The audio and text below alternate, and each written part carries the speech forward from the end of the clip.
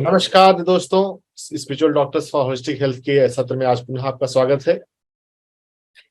आज पिछले संडे को 3rd एनिवर्सरी मनाने के बाद आज हम फिर से रिव्यू करें कि spiritual doctors for holistic health हमने क्यों शुरू किया था और उसके पीछे क्या हमारा विजन है, उस विजन के लिए हम क्या क्या कर रहे हैं और किस तरह के प्रयास यहाँ पर हो रहे हैं और हम आगे क्या करेंगे, और फिर थोड़ी सी बातचीत करने के बाद हम मेडिटेशन में बैठेंगे।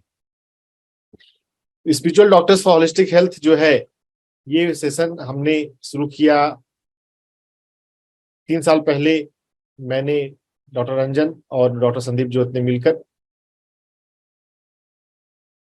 हम दोनों की पिछले 10-15 साल का एक्सपोजर है इस फील्ड में और एक्टिव एक्सपोजर है। मैं भी ध्यान सिखा रहा हूँ, मैं भी एक्यूप्रेशर सिखा रहा हूँ, मैं भी स्पिरिचुअल साइंस सिखा रहा हूँ। एक ऑर्गेनाइजेशन है PSSM, उससे जुड़कर, और अपने इंडिपेंडेंट प्रोग्राम्स भी। डॉक्टर संदीप जो है वो भी स्पिरिचुअल पेरेंटिंग पर सेशन कर रहे हैं, साउंड हीलिंग पे सेशन कर रहे हैं, डायबिटीज रिवर्सल पे सेशन कर रहे हैं। तो पिछले 10-15 सालों में काम करते हुए हमें यह समझ में आया कि दुनिया में बातें बोलने वाले तो बहुत हैं, उसको सुनने वाले, मानने वाले, जानने वाले कम हैं, और बहुत जगह पे कन्फ्लिक्ट ऑफ आइडियाज भी आते हैं। तो इस कन्फ्लिक्ट को कम करने के लिए हमने यह सोचा कि लोग सोसाइटी में मेडिकल डॉक्टर्स की थोड़ी रेस्पेक्ट करते हैं। वैसे रेस्पेक्ट थोड़ा पहले के टाइम से थोड़ा कम भी हुआ है, लेकिन फिर भी चलिए जो भी है, लेकिन फिर भी थोड़ा बहुत अभी भी करते हैं। तो हम यहाँ पर मेडिकल डॉक्टर का ये प्लेटफॉर्म है जहाँ पे हम मेडिकल डॉक्टर्स को बुलाते हैं। 99% हमारे स्पीकर जो हैं, और डॉक्टर संदीप ने कुछ जगहों पे थोड़ा जो डॉक्टर्स की मतलब स्पीकर की पॉपुलैरिटी को देखते हुए एक्सेप्शन लिया। पर्सनल मैं वो एक्सेप्शन भी नहीं लेना चाहता कि हमारे पास सिर्फ मेडिकल डॉक्टर्स ही आए। तो थोड़ा सा हमारे प्लेटफॉर्म की एक यूनिकनेस एक बनती है कि मेडिकल डॉक्टर्स आकर बात बोल रहे हैं, तो जो भी बात बोल रहे हैं वो साइंटिफिकली वैलिडेटेड है, वो एक्सपीरियंस्ड है। MBBS में ही 4.5 साल लगता है, तो पता है कि किस तरह से इस चीजों को सिस्टमेटिक लिया जाता है। जो भी बात हम सुन रहे हैं उसके पीछे कई सालों का रिसर्च है, कई सालों का काम है। तो फिर जो डाइवर्जन ऑफ ओपिनियन है वो उसमें थोड़ी कमी आ जाती है, तो वो एक अच्छा है ना। अब जैसे हमने पास्ट लाइफ रिग्रेशन थेरेपी की बात करी, में बहुत सारे लोग हैं जो अभी भी पास्ट लाइफ रिग्रेशन थेरेपी को नहीं डाइजेस्ट कर पाते। डॉक्टर संदीप से मेरी इस पर थोड़ी सी बात हुई थी। हाँ, बहुत लोग डाइजेस्ट नहीं कर पाते हैं, लेकिन पबमेड जो लेमैन है उनको नहीं पता होगा, मेडिकल जर्नल्स का वो आर्काइव है। कई देशों में जो मेडिकल रिसर्च होते हैं वो वहां पर, इंडिया में भी कोई स्टैंडर्ड लेवल का रिसर्च होता है तो वो पबमेड से लिंक हो जाता है, अगर स्टैंडर्ड जर्नल में पब्लिश हुआ है तो। जर्नल्स बहुत सारे हैं, ऐसे भी जर्नल हैं जो स्टैंडर्ड नहीं है, तो उनमें पब्लिश रिसर्च जो है वो पबमेड से आर्काइव नहीं होता है, पबमेड से नहीं जुड़ता है। पबमेड में कोई रिसर्च अगर जुड़ रहा है, इसका मतलब है कि वो स्टैंडर्ड फॉर्मेट से हुआ है रिसर्च और वो स्टैंडर्ड जर्नल में छपा है। इंडेक्स जर्नल का भी इंडेक्स होता है। तो ये बात मेडिकल डॉक्टर्स समझ सकते हैं, और जो थोड़े एजुकेटेड लोग हैं वो थोड़े समझ सकते हैं। तो पबमेड में PLR, past life regression therapy का रिसर्च पहुंच चुका है। हाँ, जब कुछ साइंटिस्ट मानते हैं, कुछ डॉक्टर्स मानते हैं, अभी पूरी कम्युनिटी नहीं मानती, तो वहां पे थोड़ा अलग माइंडसेट होता है कि ये चीज काम करती कि नहीं करती। ये काम करती हैं। डॉक्टर ब्रायन वाइस के भी सीरीज ऑफ बुक्स हैं। जब हमने डॉक्टर न्यूटर्स को बुलाया, डॉक्टर न्यूटन के अलावा हमने डॉक्टर गीतांजलि मुंबई से बुलाया पास्ट लाइफ रिग्रेशन थेरेपी के लिए, तो उसके पीछे एक लंबा हमारे पास सपोर्टिव रिसोर्स मटेरियल है। जब किसी टॉपिक पर हम बात करते हैं, उसके पीछे अगर हमारे पास मटेरियल है तो उस मटेरियल को जो पढ़ने में इंटरेस्टेड है, जो जानने में इंटरेस्टेड है, वो पढ़ सकते हैं। वो चीजें काम करती हैं। पास्ट लाइफ रिग्रेशन थेरेपी के अलावा हमने आउट ऑफ बॉडी ट्रैवल की बात की। यह भी एक टॉपिक ऐसा था जो बहुत लोगों से हजम नहीं हुआ। डॉक्टर संदीप भसीन हमारे पास आए, जो दिल्ली में सर्जन हैं, पिछली बार जब हमने 3rd एनिवर्सरी जब किया, 3rd एनिवर्सरी वाले सेशन में भी डॉक्टर संदीप भसीन का सेशन था कुंडलिनी पर, कुंडलिनी योगा, जिसे काफी हमारे दर्शकों ने पसंद किया। अब doctor Sandeep Bhasin experienced doctor है, सर्जन है, सर्जरी वो करते हैं और दिल्ली में उनका क्लिनिक है। और मैं उनको 2006 से, हैदराबाद में उनका लेक्चर था 2006 में, तब मैंने उनको सुना था और तब से मैं उनको जान रहा हूं, जब मैं एमबीबीएस 2nd ईयर में ही था। तो सीनियर डॉक्टर्स अगर आकर बोल रहे हैं और कुछ लोग अगर नहीं उसको हजम कर पा रहे हैं, तो हमें अपने आप को एजुकेट करने की, हमें अपने आप को अवेयर करने की भी जरूरत है। और इसीलिए तो स्पिरिचुअल डॉक्टर्स वो प्लेटफॉर्म है। स्पिरिचुअलिटी की जो बातें हैं, अगर वो स्टैंडर्ड है, अगर डॉक्टर्स प्रैक्टिस कर रहे हैं, रिकमेंड कर रहे हैं, उस पर बुक्स लिख रहे हैं, उन पबमेड में उस पर बात हो रही है, तो वो पब्लिक डोमेन में आना चाहिए और स्टैंडर्ड फॉर्मेट में आना चाहिए। अगर हम लूज टॉक्स तो डॉक्टर इन जनरल नहीं ही करेंगे, ऐसा उम्मीद हम करते हैं कि उनके पास एक्सपीरियंस है तो वही बात बोलेंगे जो उनके एक्सपीरियंस में आई है या जो उन्होंने कहीं पढ़ा है। तो आउट ऑफ बॉडी ट्रैवल की हमने बात करी है ना। डॉक्टर खादर वली हम आए हैं, जो मेडिकल डॉक्टर नहीं है लेकिन मेडिकल फोरम में 3 डेकेड से काम कर रहे हैं। डॉक्टर खादर वली के डाइट सिस्टम पर बात डॉक्टर संदीप से हो रही थी कि बहुत लोग इसको एक्सेप्ट नहीं कर रहे हैं, इस पर कभी कभी हो जाती है कंट्रोवर्सी, लेकिन वहां पर भी स्टैंडर्ड लिटरेचर है। डॉक्टर खादर वली के द्वारा, मतलब डॉक्टर खादर वली के स्टूडेंट्स के द्वारा बुक्स बनी है जो मिलेट डाइट प्रोटोकॉल है, तो वो उसे पढ़ सकते हैं, हिंदी में इंग्लिश में दोनों में है। स्पिरिचुअल डॉक्टर्स ग्रुप में मैं फिर से शेयर कर दूंगा, उसे पढ़िए।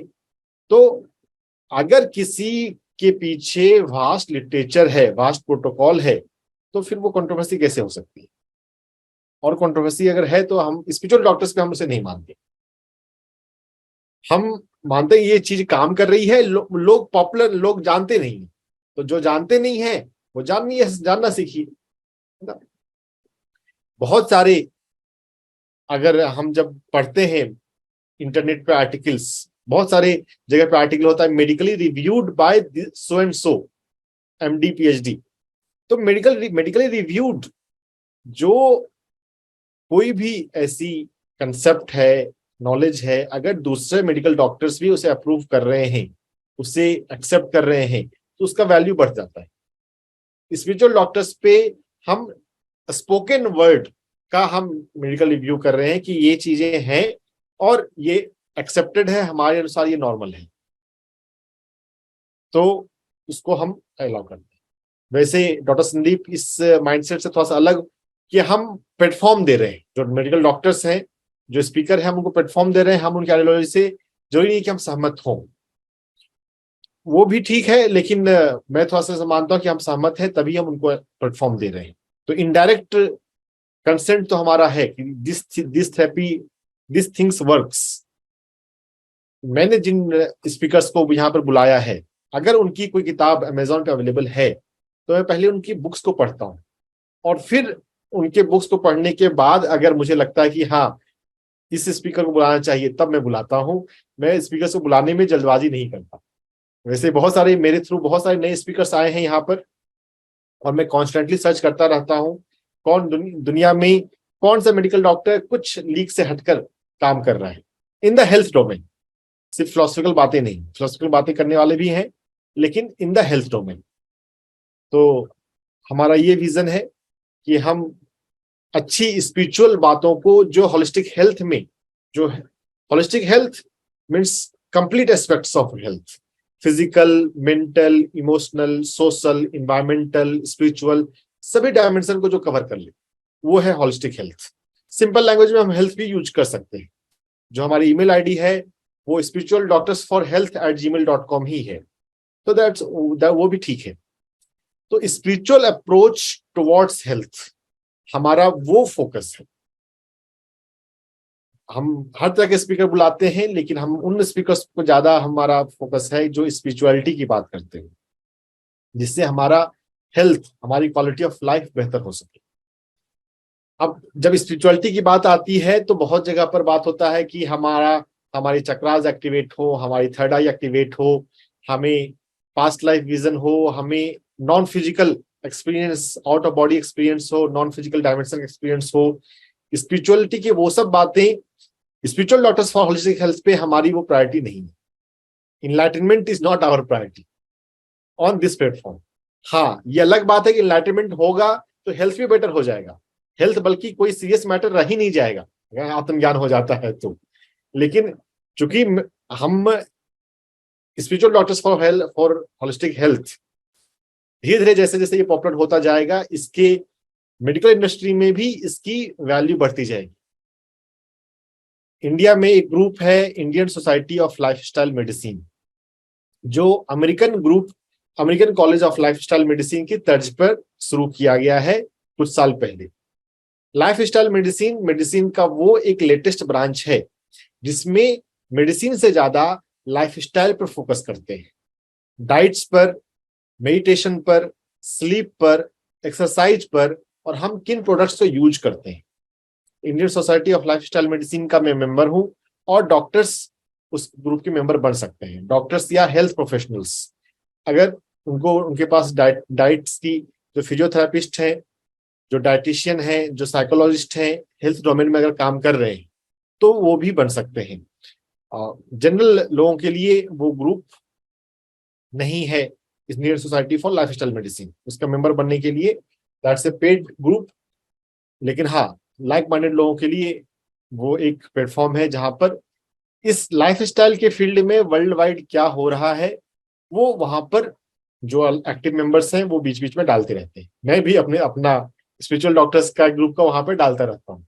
और उस ग्रुप के, Indian society of lifestyle medicine group के 4 डॉक्टर्स को मैं यहाँ पे बुला चुका हूँ। डॉक्टर अंजलि नाकरा ने स्ट्रेस ए ब्लाइंड स्पॉट पे बात करी थी। डॉक्टर राजीना साहीन वो आई थी, उन्होंने लाइफस्टाइल मेडिसिन पे बात की थी। फिर स्लीप पर बात करने के लिए एक डॉक्टर आए थे, और नेक्स्ट संडे को एक डॉक्टर आ रही हैं, वो emotional intelligence for health care professionals, जो कि जनरल लोगों के लिए भी अप्लाई हो जाएगा। जैसे हेल्थ केयर प्रोफेशनल्स को टारगेट करते हुए वो सेशन होगा।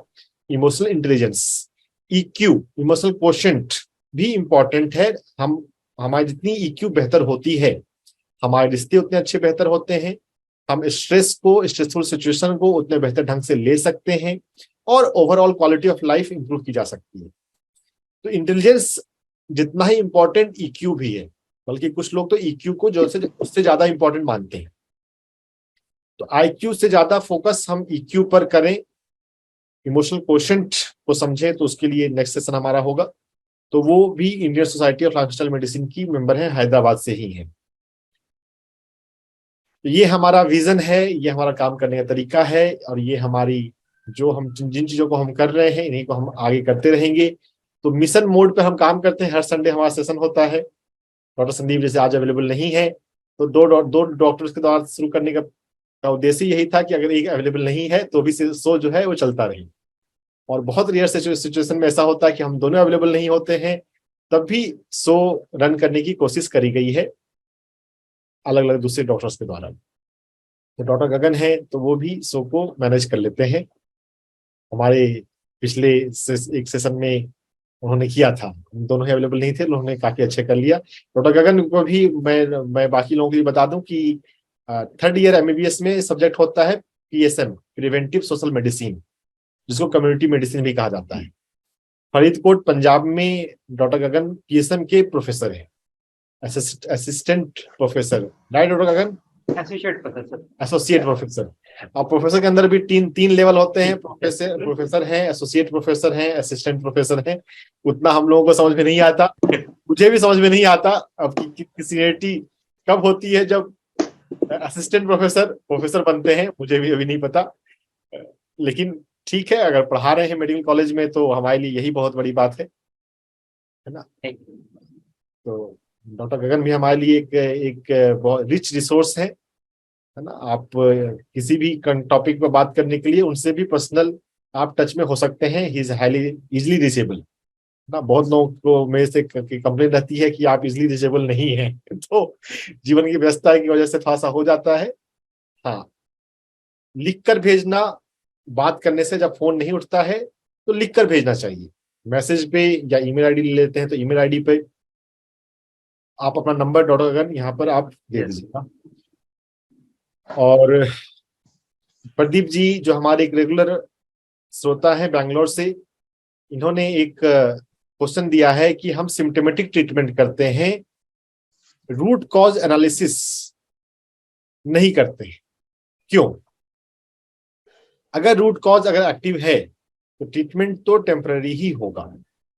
अब देखिए यहाँ पर ऐसी बात है कि अगर आप मेडिकल डॉक्टर्स से, मेडिकल कम्युनिटी से इंटरेक्ट करेंगे तो वो भी यही बोलेंगे कि हम सिर्फ सिम्टोमेटिक ट्रीटमेंट नहीं करते, हम रूट को पे ही ट्रीटमेंट करते हैं। तो अब रूट की अंडरस्टैंडिंग भी अलग अलग हो जाती है ना। हम स्पिरिचुअलिटी में हम समझते हैं कि जो रूट है वो एनर्जी लेवल है, वो माइंड लेवल है। मेडिकल में माइंड कंसेप्ट एग्जिस्ट नहीं करता है कि नहीं डॉक्टर गगन?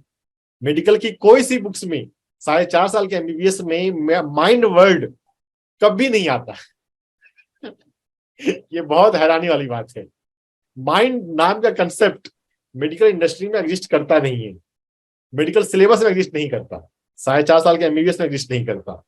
हाँ, पबमेड में अब जब बातें हो रही हैं तो थोड़ा बहुत, अब जैसे इमोशनल इंटेलिजेंस, हम नेक्स्ट संडे का हमारा जो टॉपिक है, तो अब इमोशनल इंटेलिजेंस पे बात हो रही है तो डॉक्टर आ रही हैं, तो वो फिर उन्हीं स्लाइड्स में वही मटेरियल होगा जो रिसर्च से वेरीफाइड है। बहुत सारे हमारे स्पीकर डॉक्टर वो भी करते हैं, जब स्लाइड्स पे मटेरियल होता है तो नीचे रेफरेंस दिया हुआ होता है, तो वो एक बहुत एक स्टैंडर्ड वे हो जाता है कि इन चीजों के बारे में जानने के लिए आप इस रिसर्च मटेरियल को पढ़ सकते हैं।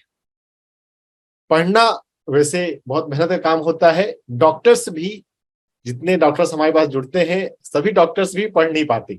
पढ़ना बहुत एक टेडियस टास्क है, मेहनत का काम है। तो पढ़ना सीखना चाहिए। पढ़ने से जो भी मटेरियल वीडियो फॉर्मेट में अवेलेबल है उससे ज्यादा डीप मटेरियल राइटिंग फॉर्मेट में, रिटन फॉर्मेट में अवेलेबल है। अगर इस कंसेप्ट को हम समझ जाएंगे तो हम पढ़ना शुरू करेंगे। पढ़ना चाहिए, पढ़ेंगे तो हम ज्यादा डीप बातों को जान पाएंगे। वीडियो में जो बात, हर एक बात वीडियो में नहीं है, लेकिन ज्यादा बातें राइटिंग में है। और राइटिंग में जब चीजों को हम लिखते हैं तो अपने आप वो चीजें कंसाइज हो जाती हैं। तो पढ़ना एक अच्छा बात है। तो रूट कॉज जो है वो मेन स्ट्रीम मेडिकल स्ट्रीम के अनुसार और स्पिरिचुअल अंडरस्टैंडिंग के अनुसार डिफरेंट है। हम यहाँ पे एनर्जी और माइंड की बात करते हैं, ऊर्जा और मन। एटलीस्ट पर्सनली मैं तो एनर्जी और माइंड पर फोकस रखता हूँ जब ट्रीटमेंट पार्ट ऑफ व्यू है। तो सिम्टोमेटिक ट्रीटमेंट मेडिकल वाले भी सिर्फ नहीं कर रहे हैं, वो भी जुड़ जड़ पर काम करने की कोशिश करते हैं, लेकिन उनका मशीन जो है, अल्ट्रासाउंड की मशीन, एक्सरे की मशीन, सीटी स्कैन की मशीन एनर्जी को और माइंड को नहीं पकड़ सकती, अभी तक तो नहीं पकड़ पाई है।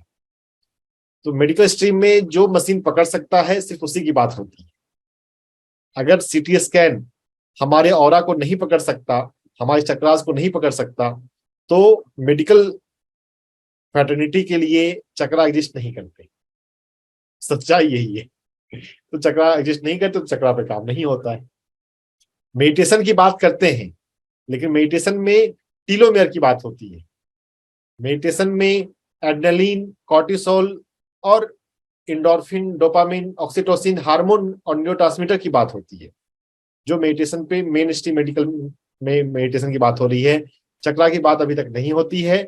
और जब तक ऑरा को पकड़ने वाली कोई कंक्लूसिव मशीन नहीं बनेगी, अब जैसे किरलियन फोटोग्राफी कैमरा है, अब वो विवादास्पद है, वो ग्रुप ऑफ साइंटिस्ट के द्वारा एक्सेप्टेड नहीं है। तो रशिया में चलता है किरलियन फोटोग्राफी, इंडिया में भी वो पॉपुलर उतना नहीं है, छिटपुट जगहों पर है। तो चक्रा का कंसेप्ट, ऑरा का कंसेप्ट अभी मेडिकल फील्ड में नहीं है। तो रूट कॉज हम स्पिरिचुअल डॉक्टर से समझते हैं कि रूट कॉज जो है वो चक्रा है। जब तक चक्रा हमारे हेल्दी नहीं होंगे तब तक बीमारी पूरी तरह से खत्म नहीं होगी, कोई भी हम ट्रीटमेंट करा लें। तो चक्रास पे और थोड़ा माइंड पे लाइफ स्टाइल मेडिसिन जो एक बहुत लेटेस्ट डेवलपमेंट है, उसमें माइंड पर थोड़ी बात हो रही है, और एक कंसेप्ट आया है mind body medicine. Mind and body are interconnected. अगर हम माइंड पर चेंजेस लाएं तो बॉडी पे भी चेंजेस आ जाएगी। लेकिन ये बहुत नया ब्रांच है माइंड बॉडी मेडिसिन।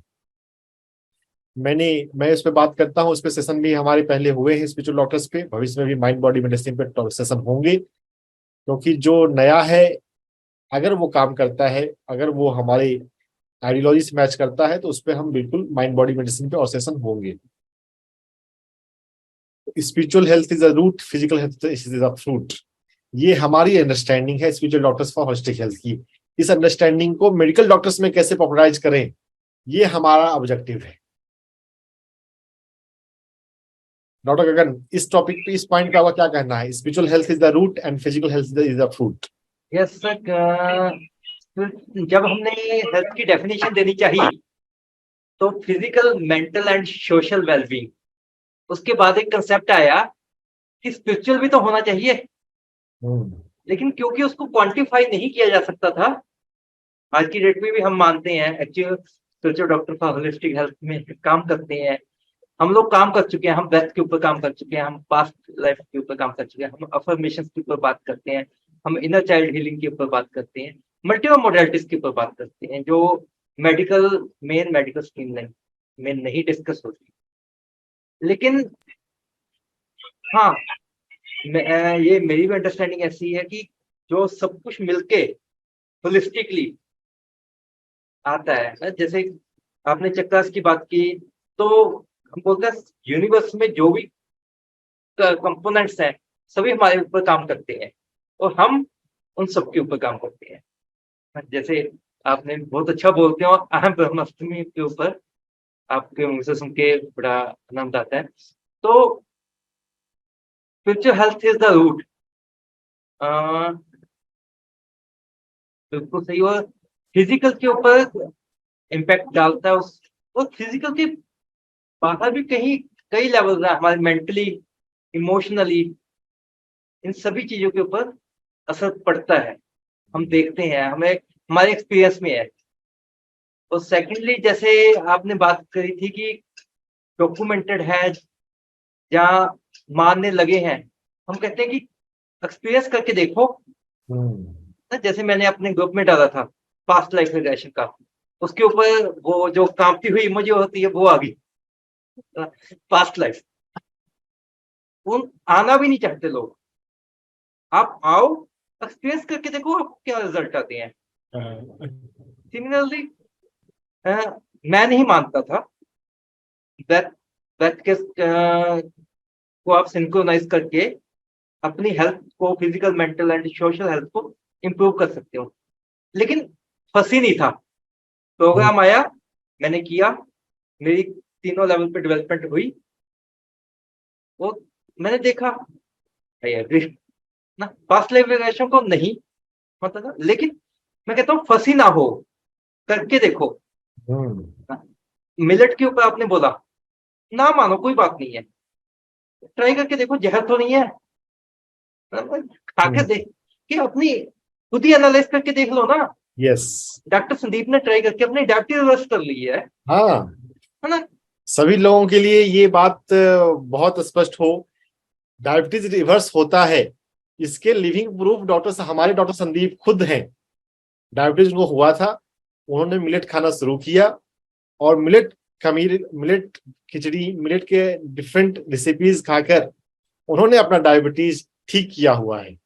तो एक लिविंग ही हमारे सामने है कि डायबिटीज तो ठीक होता है। वैसे भी बहुत लोग बात कर रहे हैं अब, लेकिन अगर इंडोक्राइनोलॉजिस्ट से जो डायबिटीज पे काम करते हैं, उनसे अगर बात करने जाएंगे तो वो अभी भी एग्री नहीं होंगे कि हाँ डायबिटीज रिवर्स होता है। लेकिन हमारे पास लिविंग प्रूफ है। सिमिलरली ग्राउंडिंग की बात है ना, कैसे आप ग्राउंड के टच में आने से ही आपके वो एनर्जी बैलेंस होने लग जाती है। नहीं मानो ना मानो, ट्राई तो करके देख लो, हाँ, हंसी मत हो। यस। ओपननेस होना बहुत जरूरी है। हाँ, ओपन होना चाहिए हम सभी लोगों को।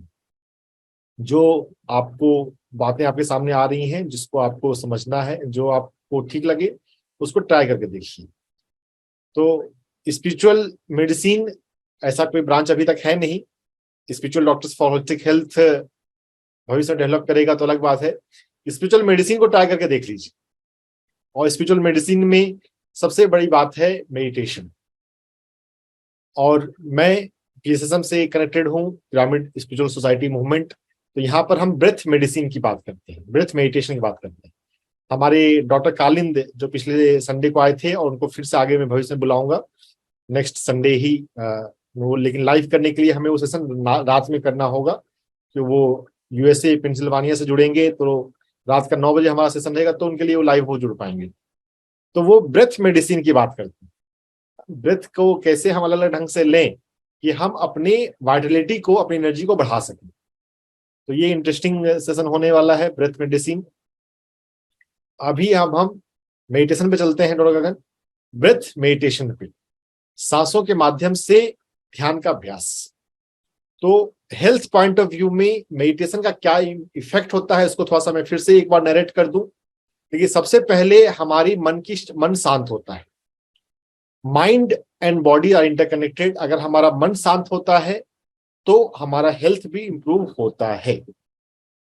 किसी भी हेल्थ कंडीशन में अगर हम माइंड बॉडी मेडिसिन के कंसेप्ट को समझ सकें और अपने जीवन में उतार सकें, अपने माइंड की पॉजिटिविटी को, जो माइंड का जो इमोशनल स्टेट है, अगर हम उसको इंप्रूव कर लें, इंप्रूव करने में अगर हम सक्षम हो, तो नो मैटर व्हाट, हमारी हीलिंग जो है वो फास्ट हो जाएगी, बेटर हो जाएगी।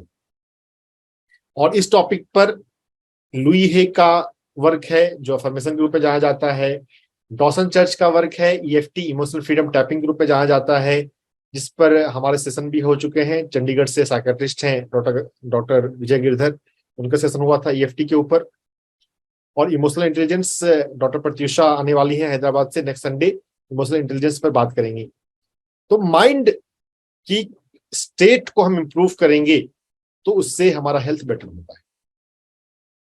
माइंड के अलावा अगर हम बॉडी लेवल की बात करें, तो हमारे शरीर में स्ट्रेस हार्मोन एड्रेनलिन और कॉर्टिसोल रिलीज होता रहता है जब हम स्ट्रेस में जाते हैं। तो और उसका एक बहुत रफ पैरामीटर मैंने सोचना शुरू किया है कि अगर हम पल्स रेट को नापते हैं, नॉर्मल पल्स रेट 70 to 80 होता है। अगर रेस्टिंग कंडीशन में आपका पल्स रेट अगर 80 से ज्यादा है, तो ये बहुत एक रफ पैरामीटर है कि हो सकता है कि आपके माइंड में स्ट्रेस हो। तो रेस्टिंग कंडीशन में अपना पल्स रेट चेक कीजिएगा, अगर वो 80 से ज्यादा है तो अपने आप को रिलैक्स करने पर एक्टिव फोकस करें। दिन में आप डीप ब्रीदिंग, योग निद्रा का एक्टिव प्रयोग करेंगे, रिलैक्सेशन आने लग जाएगा। स्ट्रेस हार्मोन एड्रेनलिन कॉर्टिसोल कम होना चाहिए, जो कि सिंपैथेटिक नर्वस सिस्टम से जुड़ा हुआ है। और इसके कॉन्ट्रास्ट में है पारासिम्पैथेटिक नर्वस सिस्टम, जिसमें कि सेरोटोनिन है, डोपामिन है, ऑक्सीटोसिन है, आनंदामाइड है। डॉसन चर्च की माइंड टू मैटर में इन सभी पे काफी डिटेल इलाबोरेशन है। इन कंसेप्ट्स को पॉपुलराइज करने के लिए की प्रोसेस में मैं रहता हूँ। जो डिफरेंट स्पीकर आ रहे होते हैं, मैं उनसे बोलता हूँ कि अगर हो सके, मतलब इनका रिलेवेंट टॉपिक है, तो आप न्यूरो ट्रांसमीटर पे थोड़ी बात करें। तो न्यूरो ट्रांसमीटर जो है उसको मेजर किया जा सकता है। जब हम प्रेम में हैं तो ऑक्सीटोसिन लेवल हमारा बढ़ जाता है। जब हम संतुष्ट हैं तो सेरोटोनिन का लेवल हमारा बढ़ जाता है। जब हम खुश होते हैं तो डोपामिन का लेवल बढ़ जाता है। और जब हम आनंद में होते हैं तो आनंदामाइड का लेवल बढ़ जाता है। तो मेडिटेशन से आनंदामाइड न्यूरोट्रांसमीटर का लेवल बढ़ता है, ये मेजरेबल है अगर हम ब्लिस जोन में जाते हैं तो। और इसको ब्रेन वेव से अगर कोरिलेट करें तो हम डेल्टा में जाते हैं तो आनंदामाइड रिलीज होता है, गामा में जाते हैं तो आनंदामाइड रिलीज होता है। नॉर्मल कंडीशन में हम बीटा में हैं। स्ट्रेस अगर हमारी लाइफ में है तो हम हाई बीटा में हैं। अपना पल्स ऑक्सीमीटर से अपना पल्स रेट चेक करें रेस्टिंग स्टेट में। अगर 80 से ज्यादा आता है रेस्टिंग कंडीशन में, तो हो सकता है आप हाई बीटा में बहुत रहते हैं। तो मेडिटेशन जब आपको रिलैक्स करता है, जब आपके ब्रेन वेव स्लो होते हैं, जब आपकी बॉडी में सेरोटोनिन और आनंदामाइड रिलीज होते हैं, तो आपका हेल्थ डेफिनेटली इंप्रूव करता है। हर हेल्थ कंडीशन में हम इसको अप्लाई कर सकते हैं। तो अब हम चलते हैं ब्रेथ मेडिटेशन के प्रैक्टिस में। आराम से आप बैठ जाएं, दोनों हाथों को आपस में मिला के रखेंगे, फिंगर टू फिंगर। दोनों हाथों को आपस में मिला के क्यों रखना है? इसके पीछे एनर्जी साइंस है कि हमारी बॉडी में मेरिडियंस है, मेरिडियन से एनर्जी प्रवाहित होती है। अगर दोनों हाथों की हैंड को हम मिला लेते हैं तो हमारे दोनों हाथों की एनर्जी चैनल्स आपस में टच में आ जाने से जो एनर्जी का लीक है, एनर्जी का रिलीज है, वो नहीं होगा और ज्यादा हमारी एनर्जी कॉम्पैक्ट हो जाएगी। हम जल्दी मेडिटेशन में गहरे उतर सकते हैं और मेडिटेशन में हमारे और चक्रास में एनर्जी भी बढ़ती है, तो वो एनर्जी प्रॉपरली बढ़ेगी।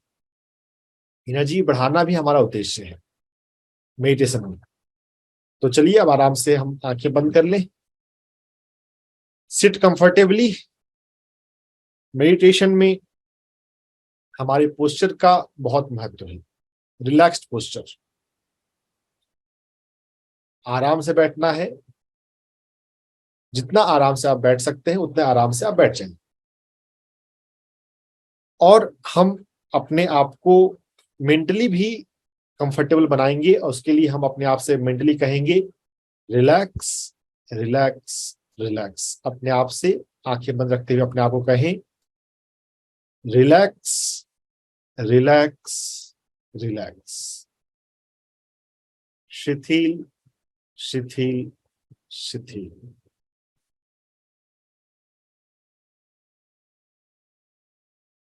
जब हम रिलैक्स होते हैं तो हमारा ब्रेन बीटा से अल्फा में जाता है और लगातार हम अल्फा में रहेंगे तो रिलैक्सेशन का स्टेट प्रॉपर होने से हम एक अच्छे मेडिटेशन में यानी कि डेल्टा में जा सकते हैं।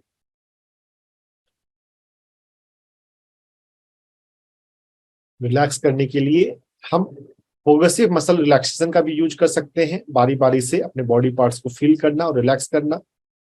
अपने पैरों को फील करें और रिलैक्स करें। Relax your leg, relax your arm,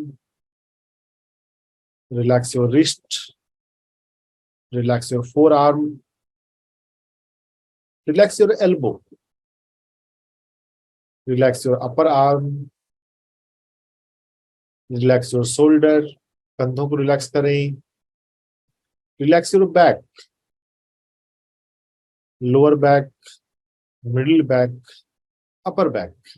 आराम से बैठें। कंधों को रिलैक्स करें, गर्दन को रिलैक्स करें। Relax your neck, relax your ear, right ear, left ear, दाहिना कान, बायां कान। Relax your jaw muscle, relax your forehead. अपनी ललाट को रिलैक्स करें। Relax top part of your head, back part of your head. सिर को चारों तरफ से, आगे से, पीछे से, ऊपर से देखें अपने मन की आंखों से और उसे रिलैक्स करें। अपने शरीर को रीजनेबली रिलैक्स करते हुए अब हम अपने माइंड को रिलैक्स करेंगे और माइंड को रिलैक्स करने के लिए हम अपनी सांसों पर ध्यान लगाएंगे। अंदर आती, बाहर जाती सांसों पर ध्यान।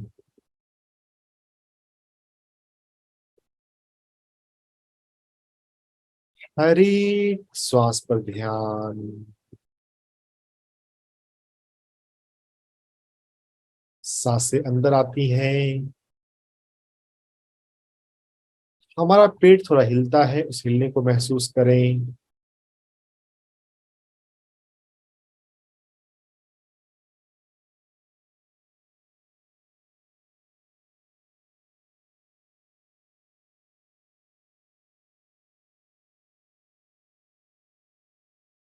सांसें बाहर जाती हैं तो आपके शरीर में जो हलचल होती है उस हलचल को महसूस करें।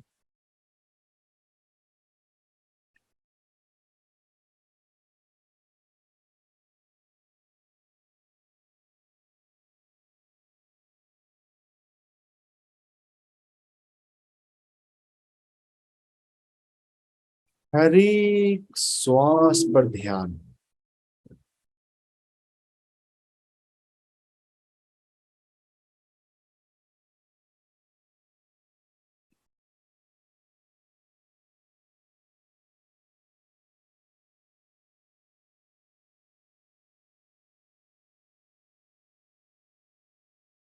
फील योर 150 साल थियोसॉफिक सोसाइटी 1875 में बनी। ब्रेथ। हर एक श्वास पर ध्यान देते जाएं। अपने आप में, स्वयं में हम डूबते जाएं।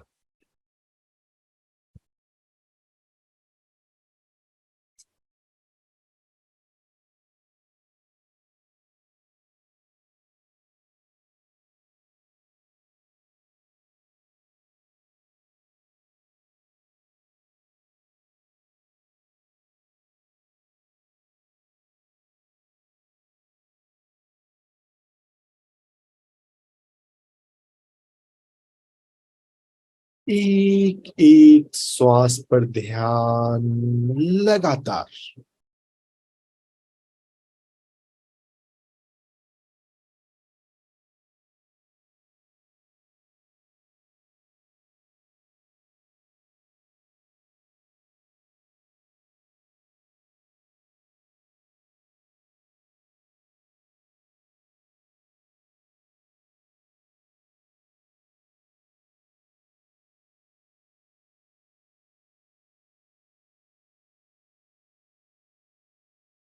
Go deeper and deeper in meditation.